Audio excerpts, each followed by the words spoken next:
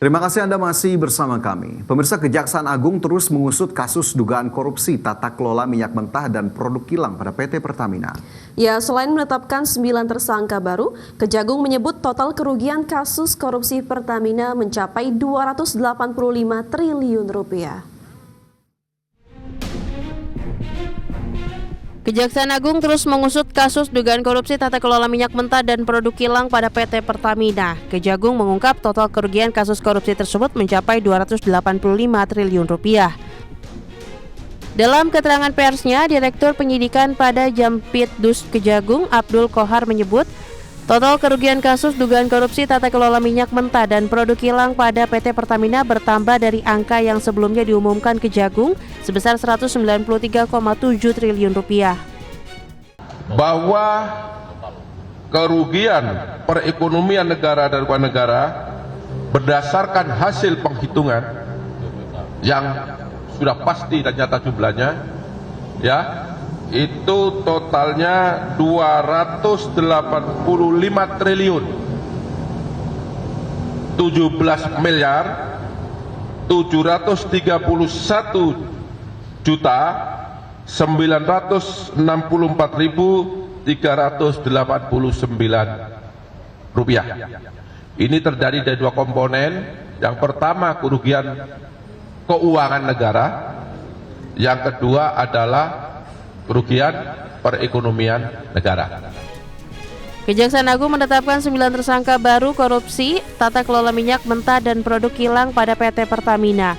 Salah satu tersangka yakni pengusaha Muhammad Riza Khalid. Riza merupakan beneficial owner PT Navigator Katulistiwa dan PT Orbit Terminal Merak. Kejagung mengatakan Riza 3 kali mangkir dari pemeriksaan dan saat ini diduga berada di Singapura. Dari Jakarta, Tim Liputan, IDX Channel.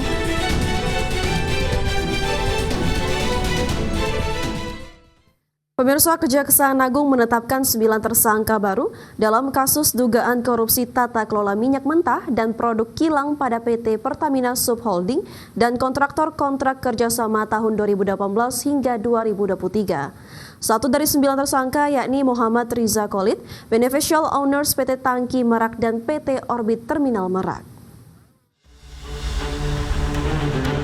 Kejaksaan Agung menetapkan 9 tersangka baru dalam kasus dugaan korupsi tata kelola minyak mentah dan produk kilang pada PT Pertamina Subholding dan kontraktor kontrak kerjasama atau K3S tahun 2018-2023. Dari 9 tersangka baru yang ditetapkan, 6 diantaranya merupakan pejabat Pertamina. VP Supply dan Distribusi PT Pertamina Persero tahun 2011-2015 Alfian Nasution. Direktur Pemasaran dan Niaga PT Pertamina Persero tahun 2014 Hanung Budia Yuktianta. VP Intermediate Supply PT Pertamina Persero tahun 2017-2018 Toto Nugroho. VP Product Trading ESG Pertamina tahun 2019-2020 Dwi Sudarsono. Dan Direktur Gas Petrokimia dan Bisnis Baru PT Pertamina International Shipping Arif Sukmara. Sementara 3 tersangka lainnya merupakan pihak swasta yakni Business Development Manager PT Mahameru Kencana Abadi Indra Putra Harsono, Beneficial Owner PT Tangki Merak dan PT Orbit Terminal Merak Muhammad Riza Khalid, dan Business Development Manager PT Trafigura tahun 2019-2021 Martin Hendranata.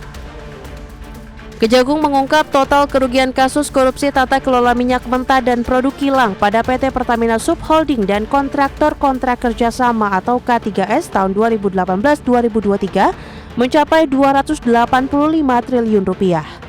Dari Jakarta, Tim Liputan, IDX Channel.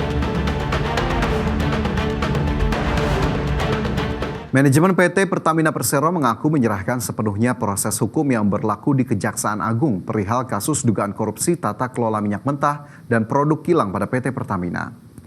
Vice President Corporate Communication PT Pertamina Persero, Fajar Joko Santoso, memastikan manajemen Pertamina menghormati proses hukum dan akan bersikap kooperatif, serta bekerja sama dengan aparat agar proses hukum dapat berjalan dengan lancar. Fajar menegaskan meski adanya proses hukum di Kejaksaan Agung, operasional Pertamina tetap berjalan dengan normal dan pelayanan energi kepada masyarakat tetap berjalan seperti biasa. Perkembangan terkini terkait dengan proses hukum yang berlangsung di Kejaksaan Agung, Pertamina menyerahkan sepenuhnya proses hukum dan menghormati aparat berwenang dalam melaksanakan tugasnya di Kejaksaan Agung. Pertamina juga memastikan dan akan terus bersikap kooperatif dan bekerja sama dengan aparat berwenang dan berharap proses hukum dapat berjalan dengan lancar.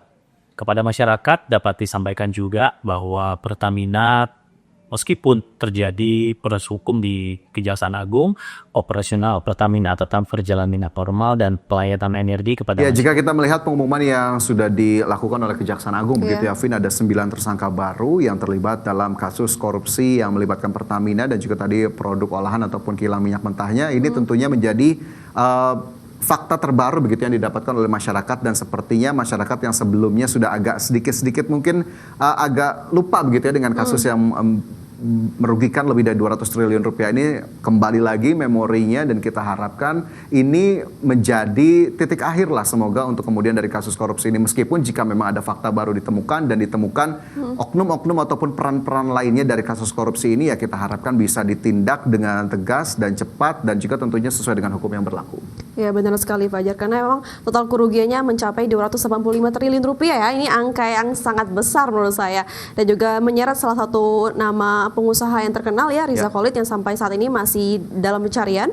Dan juga kita doakan aja semoga kedepannya bisa para pelaku-pelaku korupsi, tidak hanya Pertamina tapi juga yang lainnya, bisa ditindak dengan tegas sehingga kedepannya tidak ada lagi celah untuk penyalahgunaan ya.